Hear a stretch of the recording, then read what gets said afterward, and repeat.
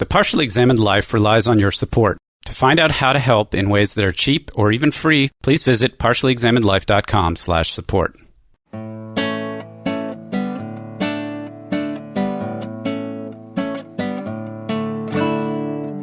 You're listening to The Partially Examined Life. This is episode 235, part 3. We are still talking about Judith Butler's gender trouble. So we wanted to continue a little, but Jenny and Dylan had to drop off. So we're going to do a little more close textual analysis at the latter portions of Gender Trouble here. We also looked at this article, Sex and Gender in Simone de Beauvoir's Second Sex from 1986, which seemed to make some useful tie-ins between the last two topics. Where do you guys want to start? I think we were about to get into identity. I mean, I know at least we need to do bodily inscriptions, right?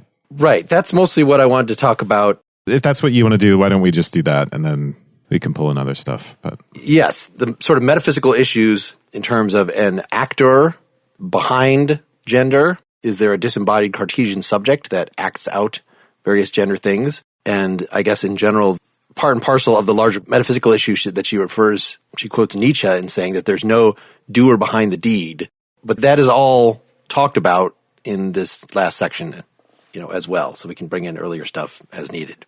Okay. I mean, the other thing is, just to give a 2-sentence summary of the metaphysics stuff, she's critiquing Wittig for essentially adhering to metaphysics of substance. You get rid of the concept of sex and gender so that women as they are can kind of assume the status of a universal, pre-gendered, free subject. That's what's being objected to. That's not for Butler, what a critique should do. It shouldn't just strip us of gender so that we can all be these universal subjects. And it shouldn't be that we think of gender as flowing from some expression of an essential psychic sense of self, and that includes sexual desire. And so the metaphysics of substance is sort of implied in all these positions she's rejecting, she claims. Seth, did you have any sort of opening thoughts about this? We didn't do a great job, I don't think, of tracing the linear path of her argument in the entirety of the book. But before we get into that, I want to reinforce that she starts off the book by noting that ultimately her aims are political. So we're talking about her philosophically and we're talking about ontology and metaphysics. And she definitely is working in that space. But she's also has this intimately tied with the political in the sense that she starts off the book saying, should we question feminism as feminists? Should we question feminism if it seems like feminism is using the category of woman? Is that category problematic? And if by adopting that category, should we question the current feminist project? So when we get to this point here, and we go through all the machinations that we talked about of the subject-object, the master-slave dialectic, et cetera, et cetera. And so the ultimate upshot of getting to this point where we're trying to escape or deny or somehow subvert, the metaphysics of subjectivity, ultimately it has political implications. And so as we talk about this, I want to keep in mind that one of the strengths of the metaphysical construct that we have is that agency is very clear, or I should say there's a transcendental ego, there's the ability to place blame, there's the possibility for emancipation of individuals. And what she's doing when she's criticizing Wittig and I think Foucault as well in the same breath is she doesn't want to just, like a Derridian way, kind of subvert the structure and talk about its own turning into itself. She wants to keep in mind this idea of emancipation and agency that she's trying to recover for feminism, or she thinks somebody should recover for feminism. Yeah, and that covers the beginning of this last chapter. Part 3 is Subversive Bodily Acts. Section 4 of that is Bodily Inscription, Performative Subversions, and it starts off talking about exactly what you were talking about, that is there a political shape to women, as it were, that precedes and prefigures the political elaboration of their interests and epistemic point of view. There's the individual and the group metaphysics of identity at work here. So with respect to inscription on the body, that she asked the question, if you buy the thesis that gender is socially constructed, she then points out that you might think that sex is socially constructed as well, but certainly identity is socially constructed. Then the question becomes, okay, we say it's socially constructed. We're concerned about a notion of agency. People choose. If it's socially constructed, it means people choose to wear it, particularly in the way that she described it as habitual, right? That your identity is this repetition of certain actions, and to be is to do almost.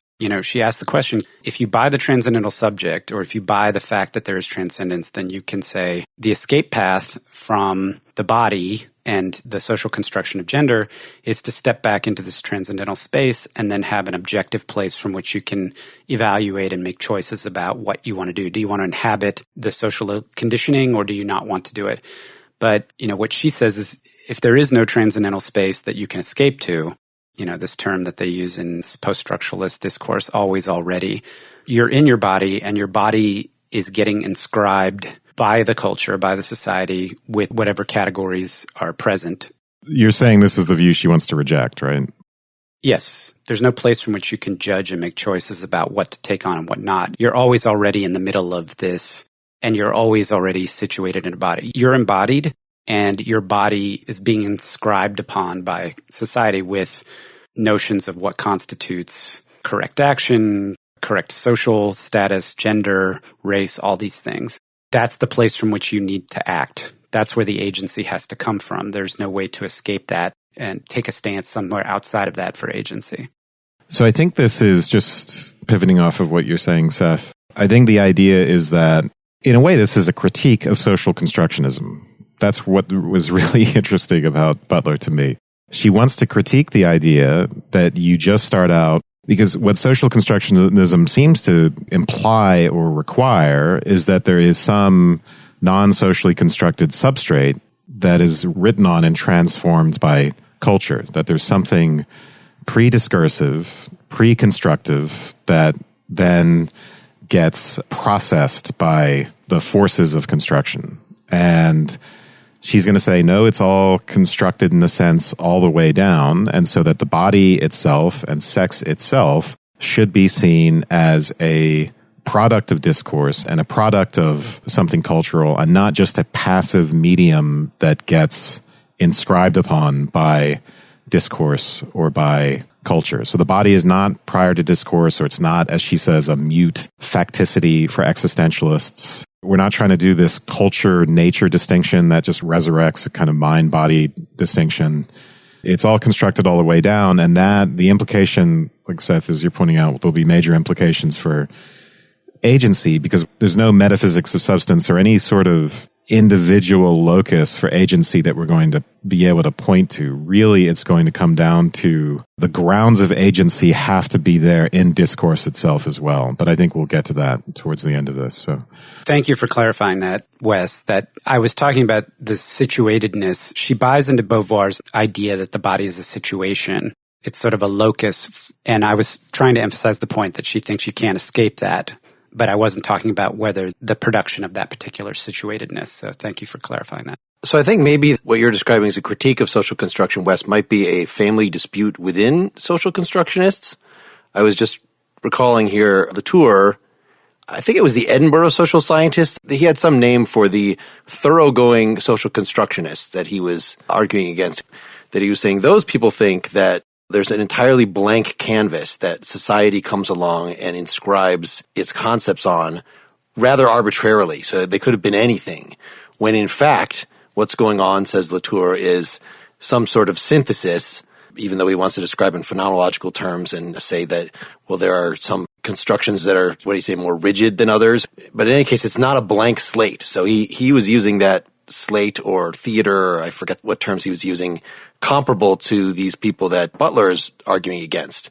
Latour was also, I think, it seemed like he was criticizing the more thoroughgoing social constructionists. So that would mean he was criticizing someone like Butler, who thinks it's social construction all the way down. It's a little hard for me to see if Latour is categorizing those people like Butler as social constructionists, and Butler is categorizing these people who believe in the hard center, the body that is neutral on which culture writes itself, that those are the social constructionists. I think probably from an external point of view, they're both social constructionists. It's just a matter of how thorough you are.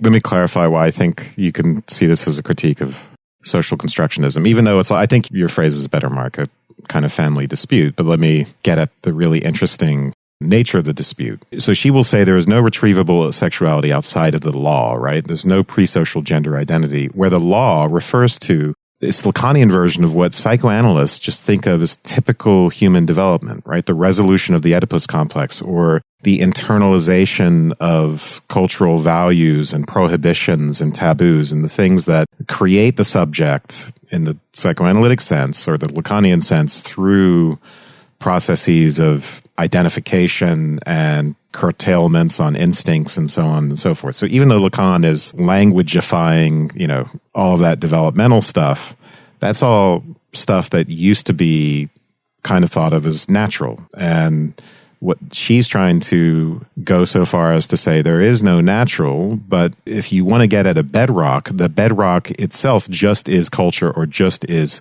discourse. Then she's going to say, but it's inevitable. Part of her point is that there's no specific feminine sexuality, right, outside of phallic sexuality. You're not going to retrieve sexuality outside of the law. It's inevitable. It's a critique of social constructionism in the sense that you can't undo these constructions, as she'll say, because the substrate for them is so inalterable and thoroughgoing. And as we saw with hacking, right, the essence of social constructionism as we typically understand it is that these things turn out not to be inevitable. So someone could accuse her of saying, look, you just have a kind of quasi-metaphysical theory in which nature has been replaced with discourse. And arguably, it's very close in some ways to Hegelian idealism, except that there's an emphasis on language. But I don't want us to get bogged down in it. I just want listeners to be aware of how Butler is not your typical social constructionist. She doesn't reflect what goes on in social construction talk.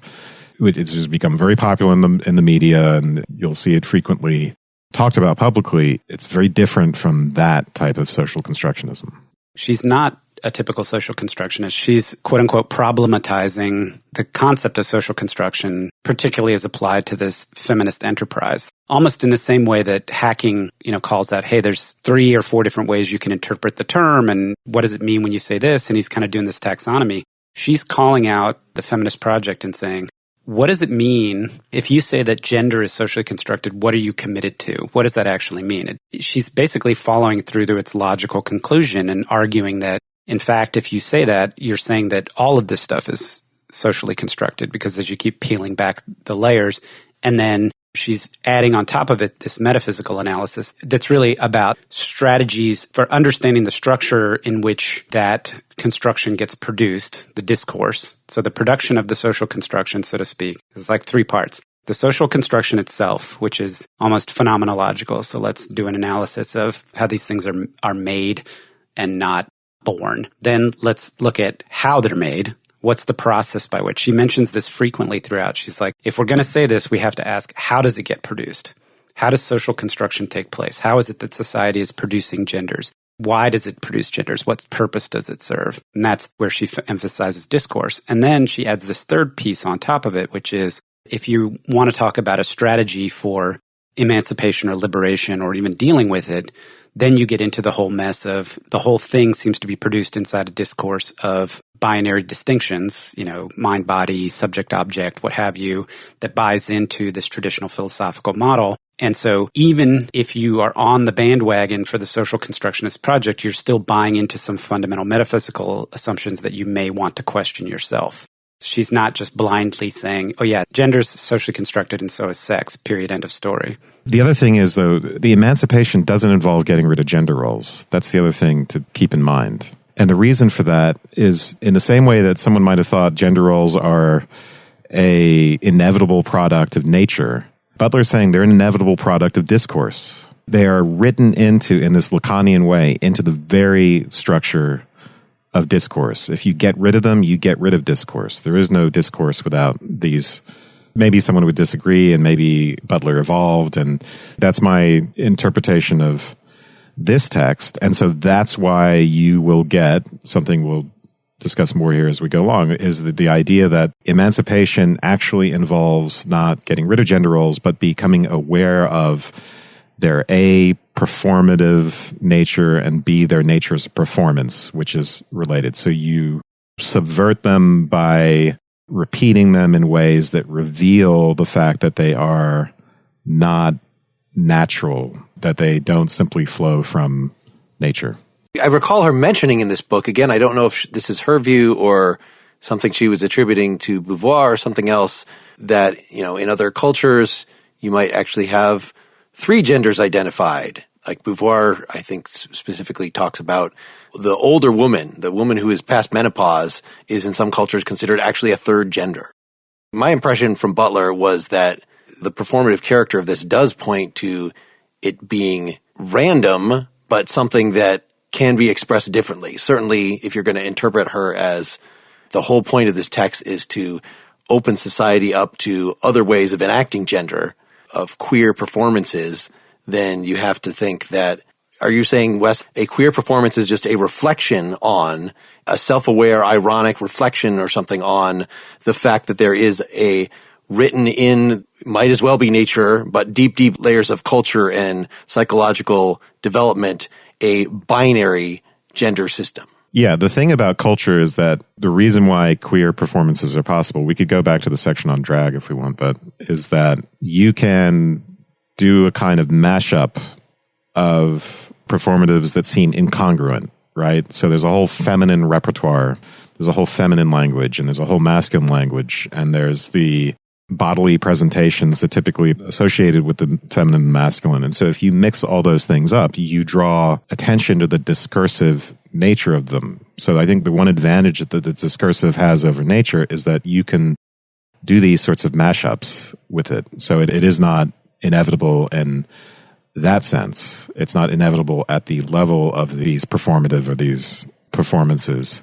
But that doesn't mean that the components of the mashup can be fundamentally altered.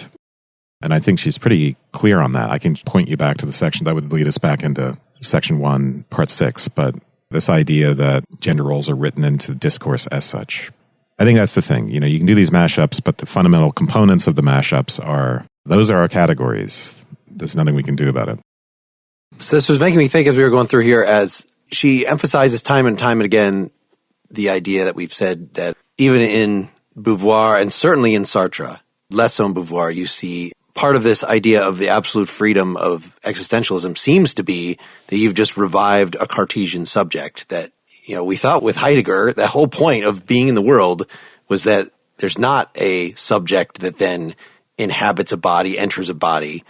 But if you think about, like Beauvoir maybe does, as, one becomes a woman, that seems too Cartesian about, I am not my sex. I am something prior to my sex or prior to my gender. No, there's just embodied people. And so Butler is critical of any vestige of that. She's also critical, as we've said, of the idea of an interpretation-free body, right? There's just this brute physical fact that then culture comes in and interprets in a certain way. And she has a quote here.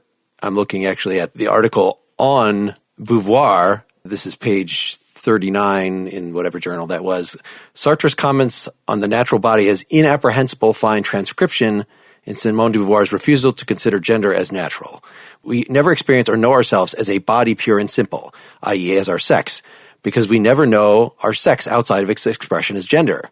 Lived or experienced, sex is always gender. We become our genders, but we become them from a place which cannot be found and which, strictly speaking, cannot be said to exist.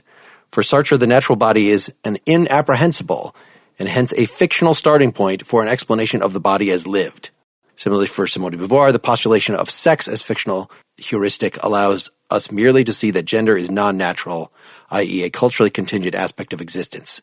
It hadn't struck me so clearly that those critiques are one and the same. In other words, of course, saying it this way, that if you're critiquing the disembodied subject and also critiquing the body taken in isolation as a natural fact untouched by culture, that's the same critique. It's just the Heideggerian one altogether, that these really need to be apprehended as one and the same thing. Do we want to keep going in Subversive Bodily Acts here? From the first part, I just want to read something real quick. Categories of true sex, discrete gender, and specific sexuality have constituted the stable point of reference for a great deal of feminist theory and politics. So this is tying back to the beginning of the book that I mentioned. These constructs of identity serve as the points of epistemic departure from which theory emerges and politics itself is shaped. In the case of feminism, politics is ostensibly shaped to express the interests, the perspectives of, quote, women, unquote. But is there a political shape to, quote, women, unquote, as it were, that precedes and prefigures the political elaboration of their interests in epistemic point of view? How is that identity shaped? And she goes then on to say, like, how are women circumscribed by a sexed body, and how does that happen? What does that mean? And how does that operate as a foundation for this stable identity, which she, of course, is going to undermine? Yeah, so she says the sex-gender distinction in the category of sex itself appear to presuppose a generalization of the body that preexists the acquisition of its sex significance. So exactly what I was just talking about.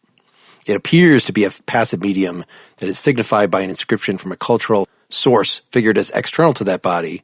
Any theory of the culturally constructed body, however, ought to question the body as a construct of suspect generality when it is figured as passive in prior discourse. That's Cartesianism.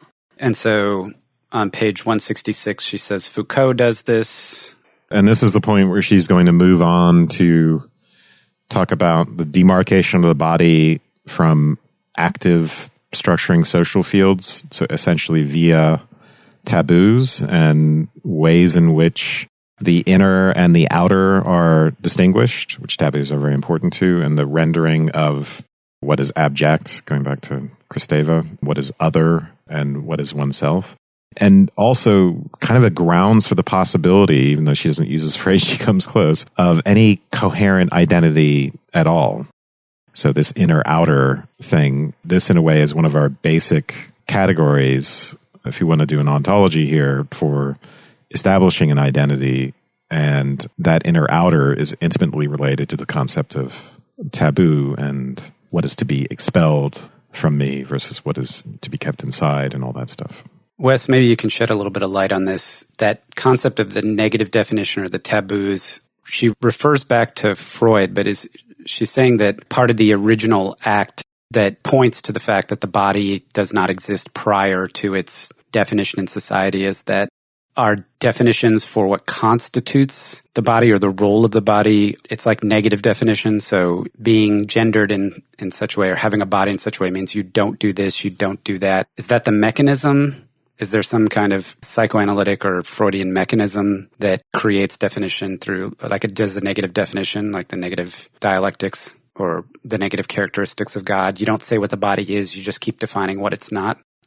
She's talking in a very metaphorical way, right? So it's a bit difficult to get at, and it's hard to distinguish between ontology and psychology at this level of speaking. So when you talk about the contours of the body being established by taboos, for instance, we know that our sense of our bodily distinctiveness from the world is related to permeability and impermeability, for instance, is related to our sense of quote-unquote boundaries with other people and boundaries with the world. And so one might argue you can't really distinguish these social and psychological concepts of boundaries from the idea of bodily boundary. This is not something I accept, but this is, I think, part of the argument. And the other part of the argument here is that gender is an exaggeration. In a way, these are artificial distinctions, right? The inner and the outer, the within and the without. And then gender takes that artificial distinction and exaggerates it further, where the female becomes the exaggerated other. Yeah, so I guess I was just asking a clarifying question because I thought she was referring to some well-known psychoanalytic structure that I was not familiar with.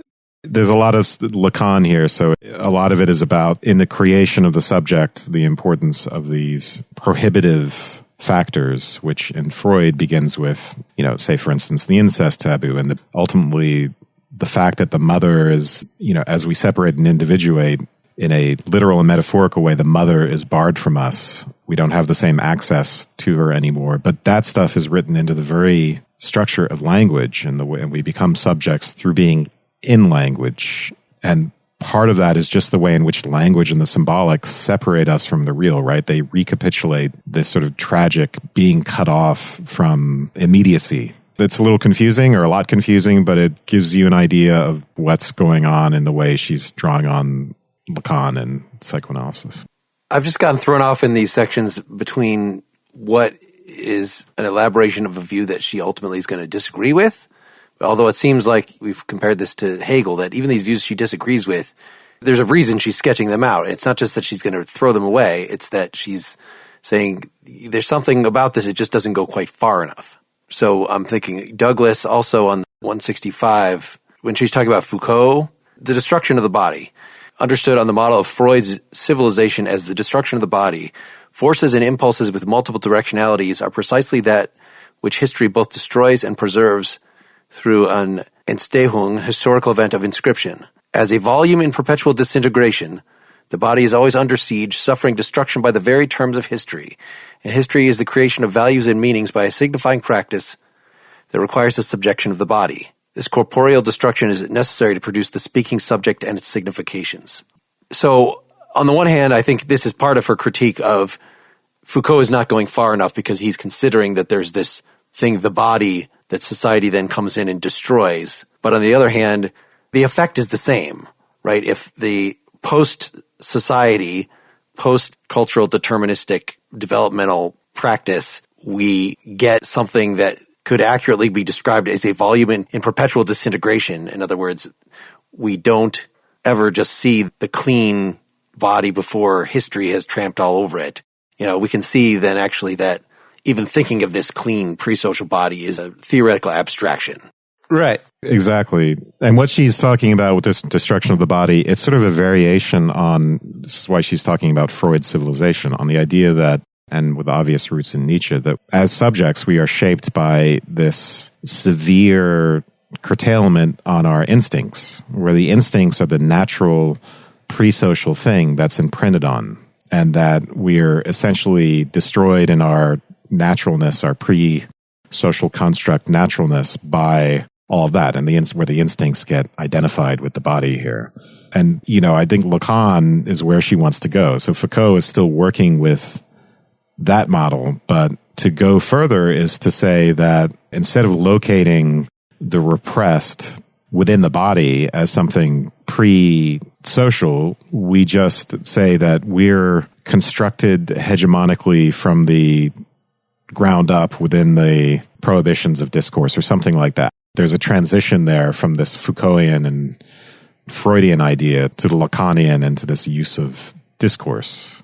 And I think the consequence, or a consequence of this, the destruction of the body and the production of the body through discourse, is what she points at here, the loss of interiority, or this is the reason why she brings up the taboos and the transgressions and the boundaries of the body. You know, she talks earlier on about the idea that there's a passive material thing that receives attributes or receives inscriptions, right? The concept, the whole idea that of substance, the metaphysics of substance, that you have something and there are attributes assigned to it or that it acquires, and that there's a thing that evolves and grows and develops. And I think what she's saying is, if you say not just gender, but bodies are produced in discourse, then all you have access to is the surface of the body, the limits, the boundaries of the body, because you're not talking about a thing that's getting attributes. You're just apprehending what has been produced by discourse without any recourse, without even being able to say that there is any interiority.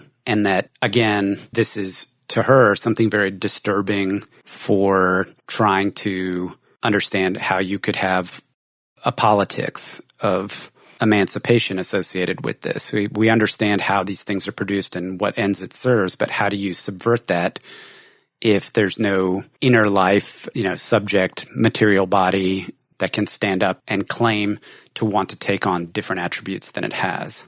That's why her transition into the performative is so critical, is because she's saying discourse as a mode of production is performative. And so the only way out is to subvert performance, not subvert metaphysics or gender categories or something like that. So this is on 171, from interiority to gender performatives is the section. So I think that is an interesting transition, because we want to get at the idea that there is no gendered inner essence, and that requires some explanation, and there's no inner truth to sex either.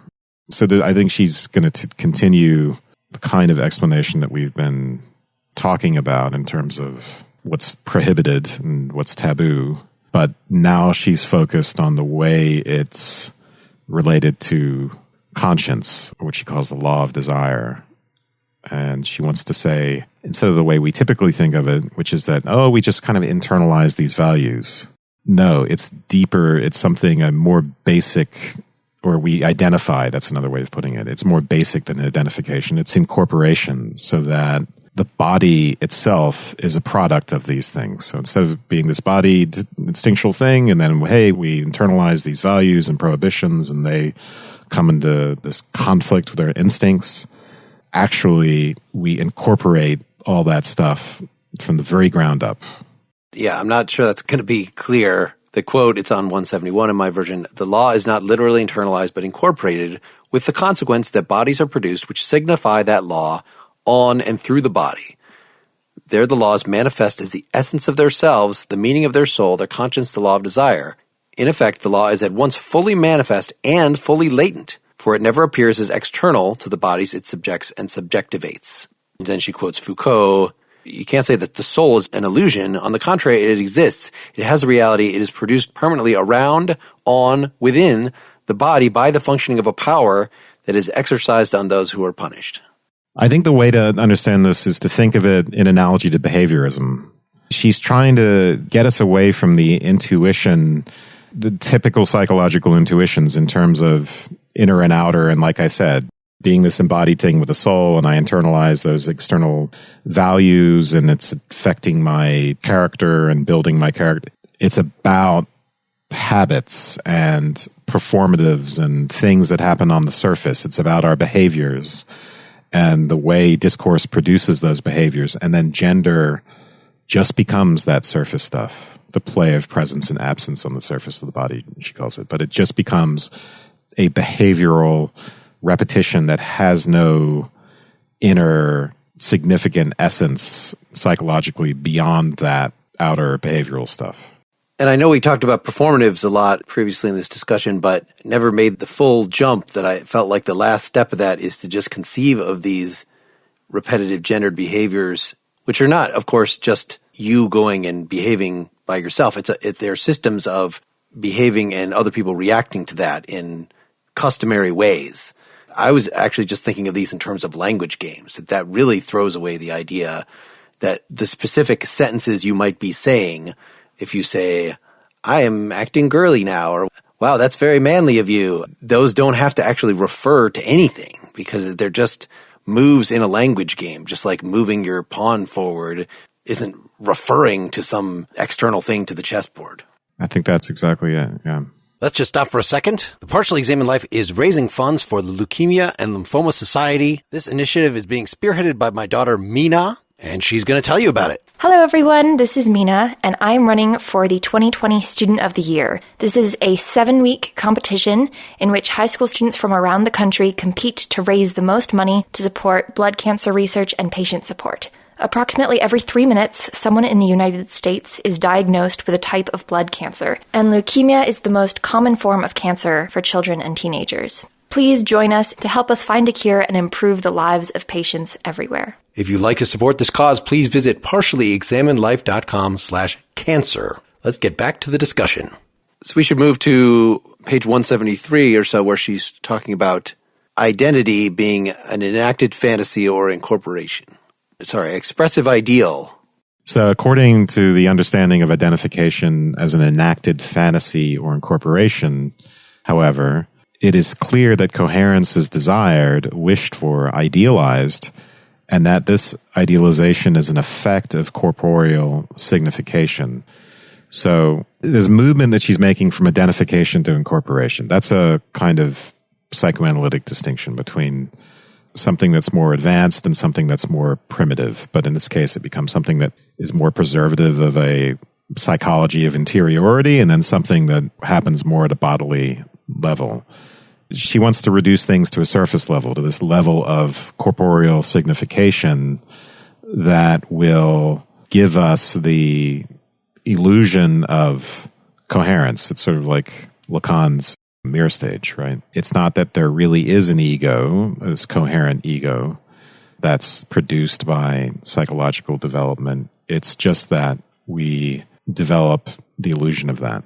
Just to clarify, so incorporation, that's from The idea originally, as we were talking earlier, as Jenny was talking about earlier, Freud introduced in the Mourning and Melancholia paper, right? Is that mourning? So in other words, the proper way to grieve for someone is to, correct me if I'm wrong, incorporate.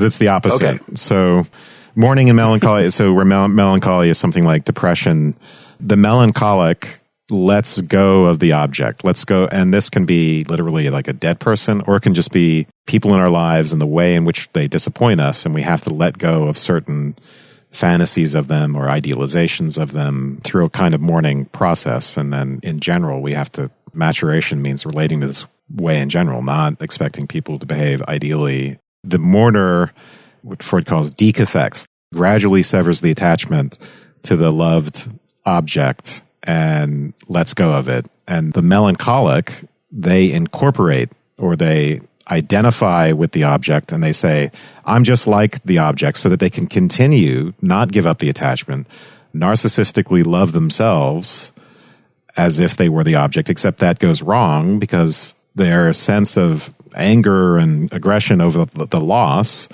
they can take that out on themselves. So when you see a depressed person berating themselves, they are berating the object, the loved one, for disappointing or leaving. So yeah, listen to our suicide episode for more information on that. But or my subtext on Mourning and Melancholia. Yes, but the way you just described it, you said incorporate or identify, which I was hoping that bringing this up would help us distinguish between the two. Yes. So unfortunately, I don't think when that paper was written, there's a very good technical distinction between that. But identification. So later on, identification for Freud became it's not just a feature of melancholia, it's a developmental feature of the way we become people. Like identification, we internalize values, we develop all of our character traits through the process of identification, this taking things in from the outside world. Incorporation can be a kind of failed, more primitive version of identification. It's on analogy just to eating. You could argue that the melancholic is doing incorporating instead of identifying, because instead of it functionally ingesting or functionally taking in, like I take in a function of the object, I just take the object in as a kind of idol, as a kind of whole piece of objectified meat. And I don't know if that helps. So instead of like maturing and gaining some kind of ego function through that, I compromise myself. But for her, she's going to want to say that this distinction, she likes, I think, the metaphor of incorporation because it looks more like a denial of this psychology that presupposes an interior, and we can talk more simply about the body and corporeal signification. I don't know if that's helpful. I was hoping that certainly what the positive upshot of playing with possibilities and creating your own gender space, and it seems like that is a transformation from incorporation to identification, right? That you're merely going through the motions, you're playing these language games, you're acting out your gender, but if you become more aware of this, then you can sort of decide, maybe this is what we in common parlance might think of as, instead of going through the motion, you introspect and you reflect on what is my real gender. I've been acting like a man for all this time, but really I feel like a woman. So that's a phenomenology. Now Butler is going to deny, as we've been saying over and over again, that that's actually what's happening. When you do that, you're not realizing that this is what you've been all along. What is the alternative? I mean, you're creating something new, bringing something, I would think, to conscious identification. You're consciously identifying yourself that whatever my external body might look like, whatever my physiology, I am in fact woman, and that is a positive Nietzschean statement. So you're right, and you've given a much clearer explanation of this than I did. So it's just, if it's identification, it's that then I've built this inner essence up. You know, if I'm becoming a boy or girl through identification, then there's the idea that, hey, there's this inner psychological development where I internalize these gender roles. You know, then you can associate identification with the melancholic as well. But on the analogy of incorporation, it's more superficial, right? It's enacted fantasy, it's corporeal signification, and it's not like I've developed this inner gender essence through this psychological process. It's just that I've developed this repertoire of behaviors. Does that mark what you were kind of saying? Yeah, I think so. I had started earlier in this to say it sounds like Butler's critiquing the everyday trans sentiment of I wanted to act externally like my inner me was all along, but maybe she's critiquing the metaphysics of that. But, just like Hume, will critique the underlying philosophical assumptions behind something, but maybe not actually critiquing that language as everyday use, right? That it's as if, when you are asserting a positive, what seems truer to you gender identity than what society assigned you, then you're not actually, as I was saying, reading off an inner essence. You're creating an inner essence. And that's, in some ways, it's just a linguistic difference. So like, if you're actually a human being going through that process, reading that metaphysically you're describing it wrong is not going to actually change that, I don't think. But how could you be dysphoric on this account? How could you have this extreme distress over the difference between the corporeal significations that you are being forced into or that you have in some way? If your body is a certain way, inevitably you have these corporeal significations associated with one gender or the other. What is that something else that's not the corporeal significations? Where's the conflict? On Butler's view, I'm not sure. I'm sure she has an explanation somewhere that we haven't looked at. Right. Yeah. It seems like this is something that this book was criticized for, that if you don't believe that there's a disembodied, pre-gendered actor that can decide, and you don't believe that there's an inner essence that we're all just looking to externalize, then like those seem to be the options. Yep. For what would cause you. But clearly, like, people just have these feelings, they have these desires, they're not just fooling themselves. If you send them to Christian therapy to get them to act their assigned gender, like, that's disastrous. It would be really interesting to know what her explanation is, but I can't imagine it right now. If only we were going to talk to her in a couple weeks. I guess if only. Are there more bits in the text here that we want to hit, or do we have, finally, are we at the point where we can just talk about this performance? And Seth, earlier, I had invited you to, we were already in the political realm, and you're like, but her political point is not to the end of the book. Well, we're at the end of the book now. So do you want to kind of start us on this last section here?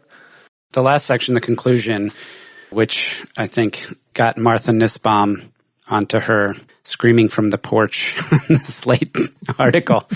Kids, get off my lawn. It's called From Parody to Politics. Essentially what I take her to be trying to do here, she's established that sex is performative, that agency and subjectivity, really, if you want to call it that, is performative. And so the question becomes, if there is no thing that has a place to stand outside or even an identity as an actor in the world to be able to make conscious decisions and choose differently and be emancipated or self-emancipate, then how do we talk about politics from within an oppressive discourse? Like, how does somebody who's oppressed by the current discourse, in this case, women, transgender, but also Black, people of color, any minority, you name it, that doesn't serve the dominant discourse, how do you act? And particularly, how do you act for change and revolution?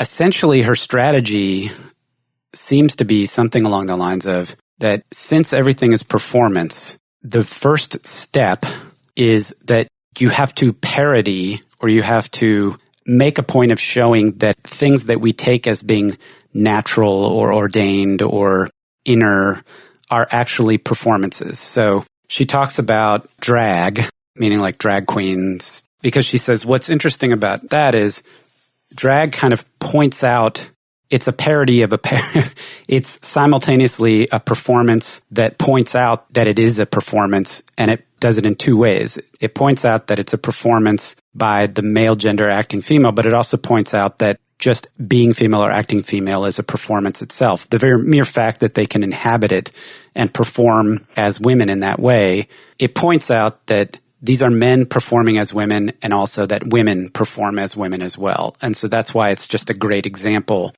And so her strategy, or what she's going to advocate, is something along the lines of when you are in a discourse, a performative discourse that is driving you to behave certain ways, or you're creating your own self by virtue of repeating and habituating and performing, that what you can do is perform differently and do it consistently over time. The change should be to highlight via parody the thing that you want to emancipate yourself from or break free from. And by virtue of acting differently in a parodic way, you'll highlight that the thing that you want to point out is, in fact, manufactured as part of this discourse and not something quote unquote natural.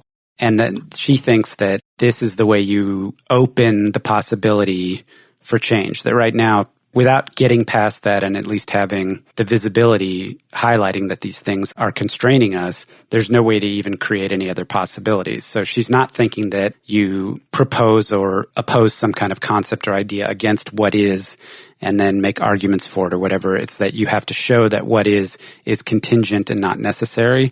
And then that will open the possibility to start looking at things differently or perhaps changing. And you won't even know what possibilities are open by virtue of you doing that. But that's the strategy by which you can subvert the dominant paradigm. We've said lots of times that she says it's performative, and you can kind of see from what we've said before why that might be, but just to give a few more of the quotes to prop that up. 178, she says, gender is thus a construction that regularly conceals its genesis. The tacit collective agreement to perform, produce, and sustain discrete and polar genders as cultural fictions is obscured by the credibility of these productions and the punishments that attend not agreeing to believe in them. The construction compels our belief in its necessity and naturalness. And then she says a little later, sedimentation that over time has produced a set of corporeal styles which in reified form appear as the natural configuration of bodies into sexes existing in a binary relation to one another. How does it hide itself? It's because it's this ritualistic repetition of a reenactment and re-experiencing of a set of meanings already socially established. Drag kind of reveals this construction that has concealed itself. Right. By mixing up signifiers that are usually separated, right? Usually kept in their binary compartments. If it's a male dressed up as a woman, you might say, well, the conflict there is not between something which is unconstructed and something which is constructed. It's all signifiers. So it's just that we habitually associate the male sex with being a man, having a certain gender role, and we associate certain clothing with having the gender role woman. But what you do when you show that you can combine and mix and match those signifiers, you show that the signifiers themselves aren't uncombinable, right? There's no natural law that prevents them from being juxtaposed in that way, which is part of the parodies, part of showing that they're not inevitably apart, not inevitably binary. And if it's all discourse, that's all you need to show. If there's no underlying natural essence to things, then by doing that, you've et quid erat demonstrandum. So why would one want to object to this picture of it's not an inner fact, it's acting out things? And so if for whatever reason, and we already said that it's metaphysically problematic on her view of like, this is why she has to have a discussion of agency, of like, where would the urge to deviate from this, where would that come from if it's not from an inner core or something? I mean, there's a lot of critiques to be made at this point of view. I mean, structuralism and post-structuralism are just as adventurous as idealism and other similar philosophical points of view. They're very speculative and they're subject to, the same sense that they're implausible, right? If you're a naturalist, one of the articles we read for the first social construction episode is by Mallon. It's a Stanford Encyclopedia article called Naturalistic Approaches to Social Construction. The people who want to take that approach are very concerned about preserving the framework of thinking that is dominant in analytical philosophy and in the sciences, which is this idea that there is an underlying material nature. So they wouldn't want to deviate from that. And there are internal conflicts as well. So if you're talking about, well, gender is a performative that's all on the surface, but we are bound to repeat them. Anytime you use psychological language, you're using language of interiority. So you can see the tensions inherent in the text. Why would be bound to repeat anything if there isn't an innerness, if there aren't these inner psychological rules that define us? she seems to want to go so far, and maybe she would rebut this, or maybe she might have evolved on this, but it seems like everything has to remain on the surface rather than be part of an inner psychology. Because someone might come along and say, yes, gender is socially constructed and it's not in any way connected to sex, but it's something that happens as a developmental process very early on and then becomes inalterable and internalized, so much so, right, that we can get something like gender dysphoria. It becomes essentialized in the sense that it's psychologically internalized. If you want to say it's all performatives on the surface of the body and all that stuff, that's very counterintuitive, and it doesn't seem to jibe with the use of any psychological language. It becomes, like I said, there seem to be analogies to behaviorism. Yeah, and Mark, I wanted to address that question you raised about, like, where would the urge to escape or whatever come from? I think the way she characterizes it, you have this dominant discourse that is constructing bodies, and yet you come out with a body that doesn't fit, or you somehow adopt a position. What you feel you want to do versus what is being forced upon you are not consonant. You're a woman and you're told you want the penis, but instead you don't want the penis, you want the vagina, right? So you're being told you're wrong, and you're like, wait a second, why does it have to be? But either that thing that makes you not want the penis either is something interior or it's produced by the discourse as well. And so the discourse produces discontents, maybe for the purposes of reinforcing, it's like, we have to have exceptions so we can prove the rule, or we have to have deviance so that we can establish what the norm is, right?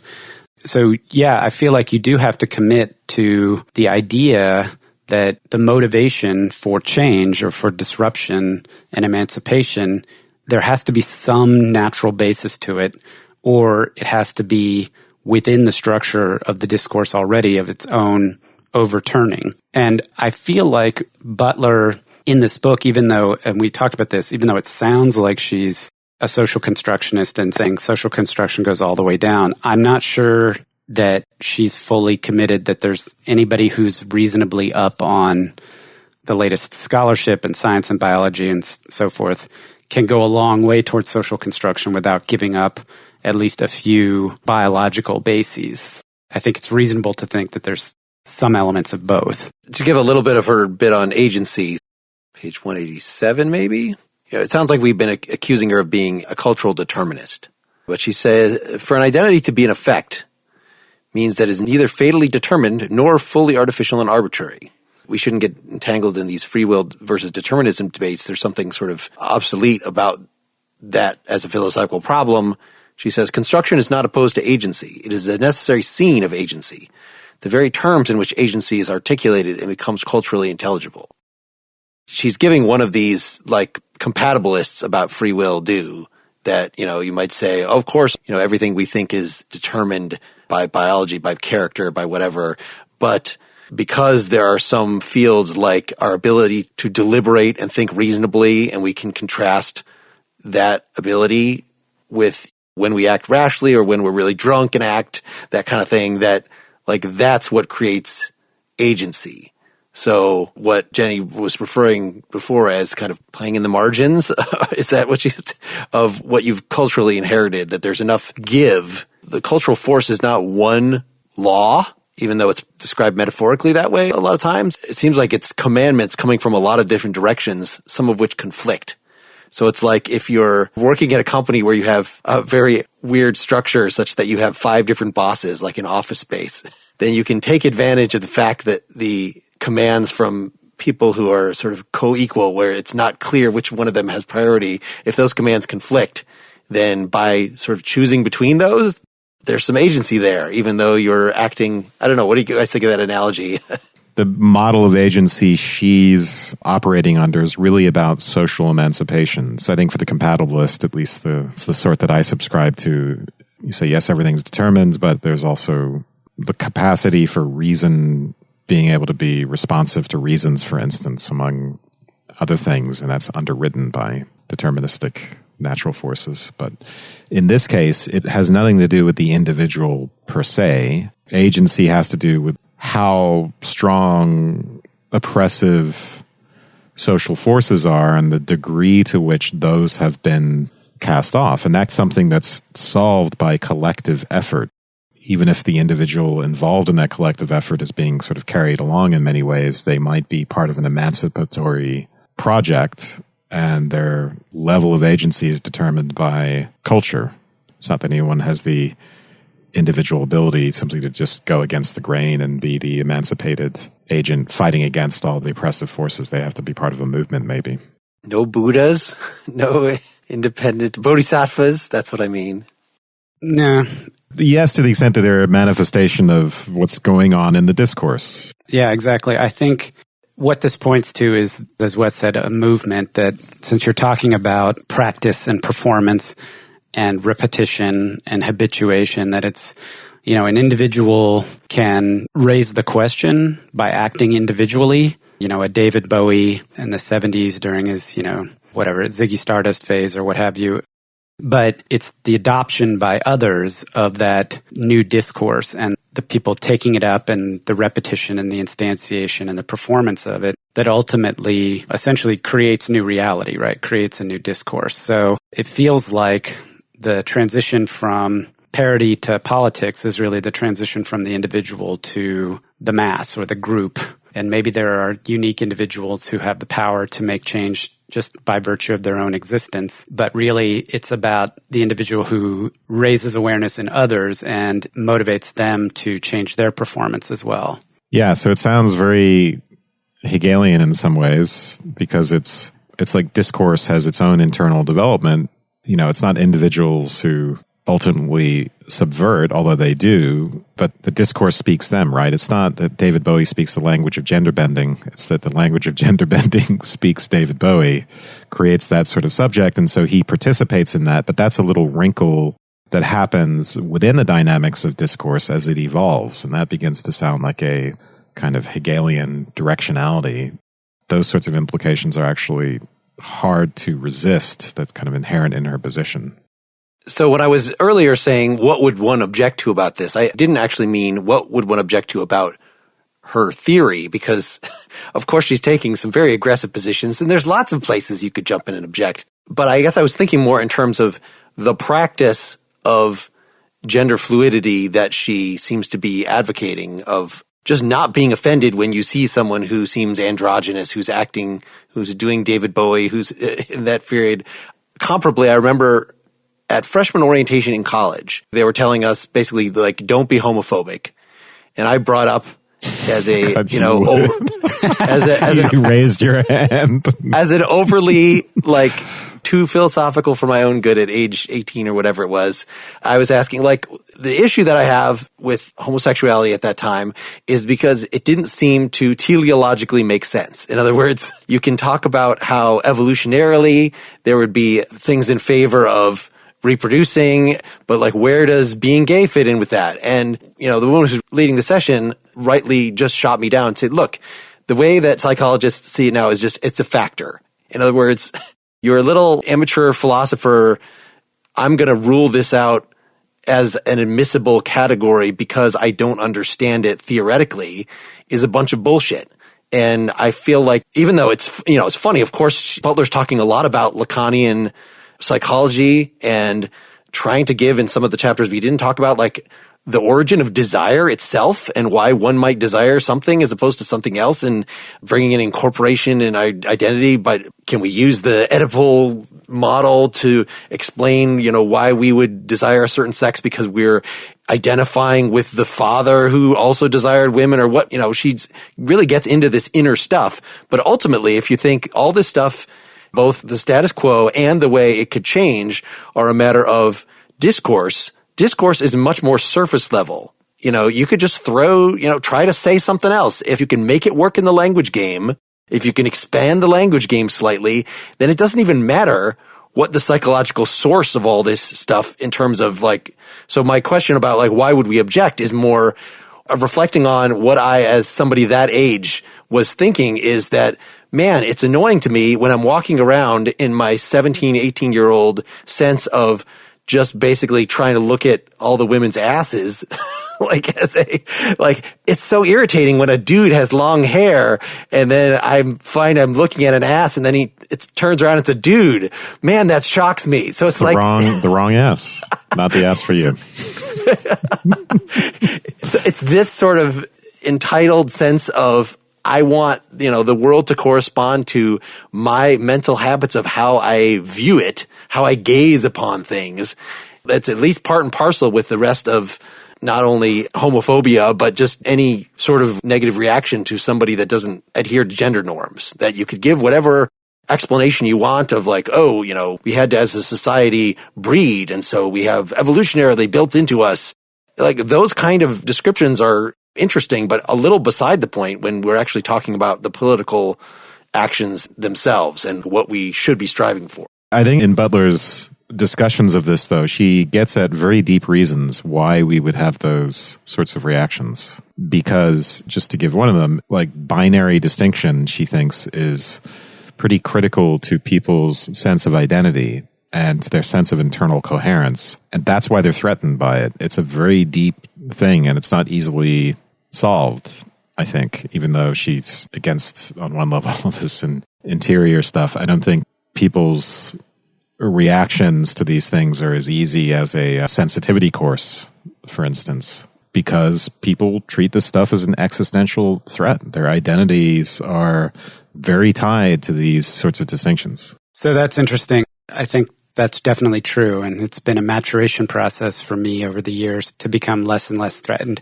I find myself less threatened by breakdowns in gender categories, I guess, right now than in other sorts of things. But there's definitely something curious about the experience of feeling ill at ease around somebody who doesn't fit the dominant paradigm. But the one thing it does strike me that's interesting too is this does sort of give a place and underwrite how creative types are oftentimes at the forefront of these things. So, and what I mean by that is, like, I'm really good at working within the existing paradigm. That's kind of like, I'm a great monkey with the organ, organ grinder's monkey or whatever sausage maker. I'm very good at turning the crank.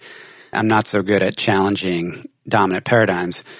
And we have a lot of creative people in our lives. And you think about the way somebody, an artist or a musician, sees something or wants to say something in a way that isn't consonant with what, somebody who develops a new style of expression or breaks through a norm, any kind of discursive norm, to do something new. And then, of course, that changes the trajectory of the discourse.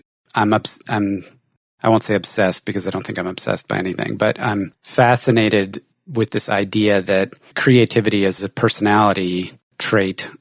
I think of myself as not being creative, and I'm envious of people who are creative, who can create music or create art or write.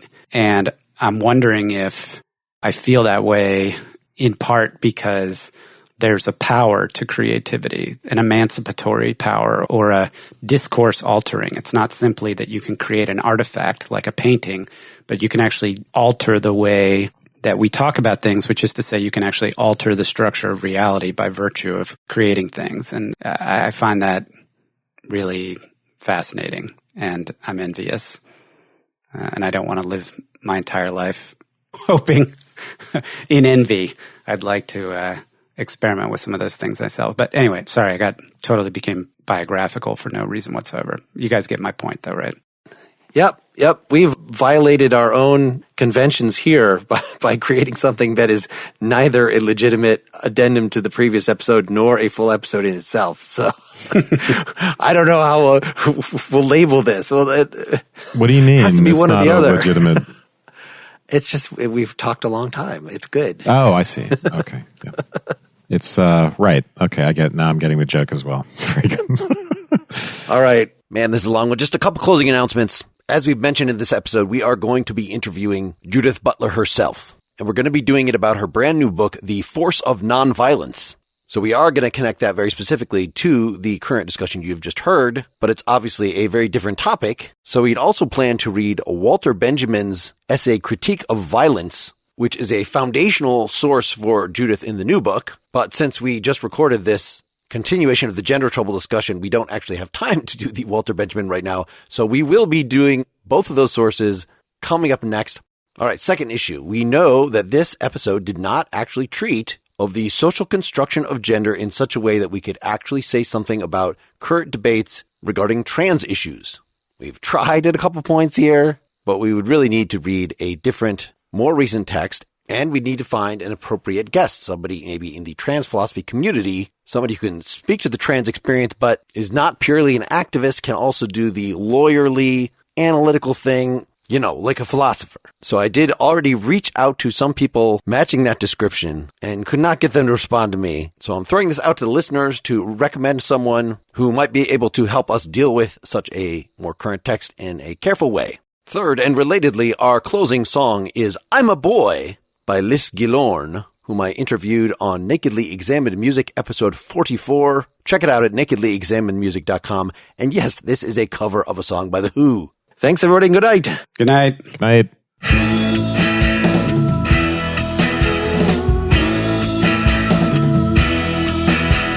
One girl was called Jean Marie. Another little girl was called Felicity. Another little girl was Sally Joy. The other was me, and I'm a boy. My name is Bill, and I'm a head case. They practice making up on my face. Yeah, I feel lucky if I get trousers to wear. Spend evenings taking hairpins from my hair. I'm a boy, but my mom won't admit it. I'm a boy, but if I say I am, I get it.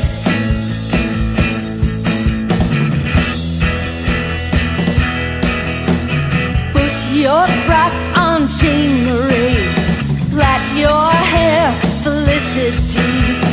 Paint your nails, little Sally Joy. Put this wig on, little boy. I'm a boy, but my mom won't admit it. I'm a boy, but if I say I